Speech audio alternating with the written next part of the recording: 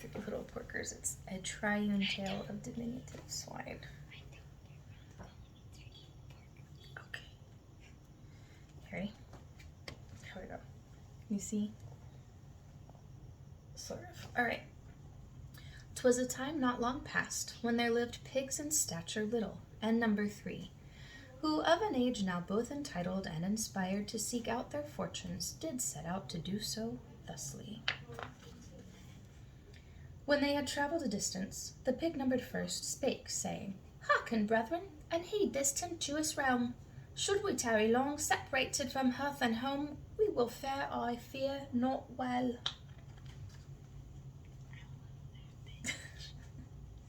And so, being collectively agreed and individually impelled, the diminutive swine set about each to build for himself an abode. The pig numbered first did from straw construct his home. The pig numbered 2 did likewise, though rather not from straw, but from sticks. Meanwhile, unique in his imaginings, pig numbered 3 did erect at his refuge both stalwart and garish a structure made of brick entirely. In time, there happened along, as is frequently the scenario in classic tales of protagonist piglets or red-hooded child, a wolf. The wolf looks weird. He is a sir. I do not care. He looks weird. Show it to the camera.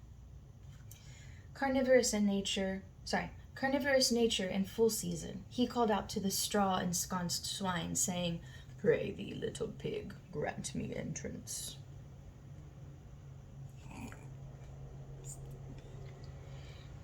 Pig numbered first recalled with sage foreboding that it is the madman who trusts in the tameness of the belly-pinched wolf.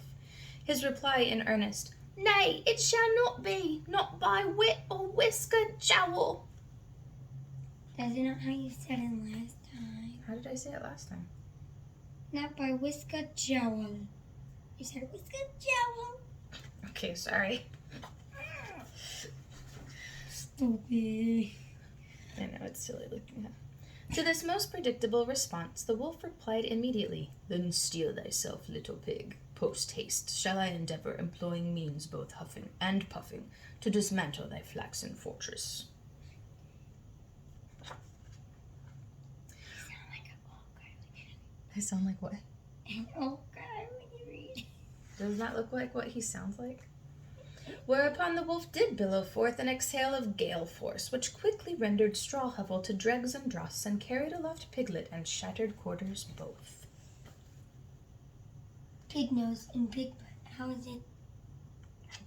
Artistic rendering. That is I a have no idea. fat pig. Exposed now to claw and fang, first piglet made haste, wolf in pursuit, to the stick-festooned sanctum of peccary secondary. Well, this knots my knickers, cried the second piglet.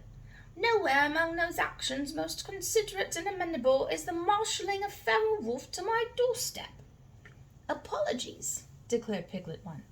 The beast's baneful breath indeed purged me of home and sound judgment alike.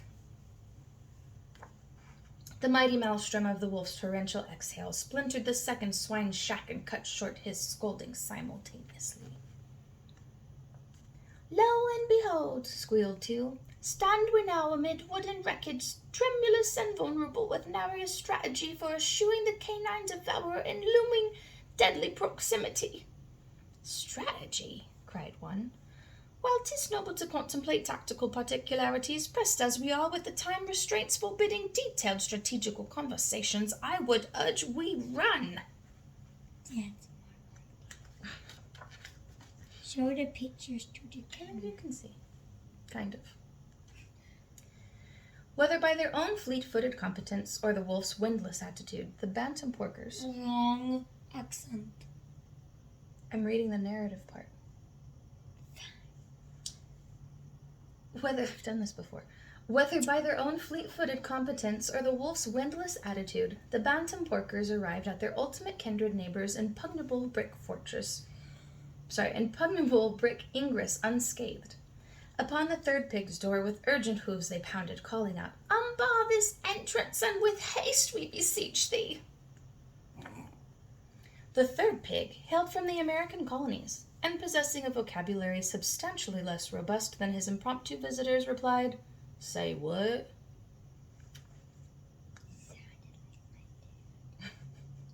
He sounds like country stones.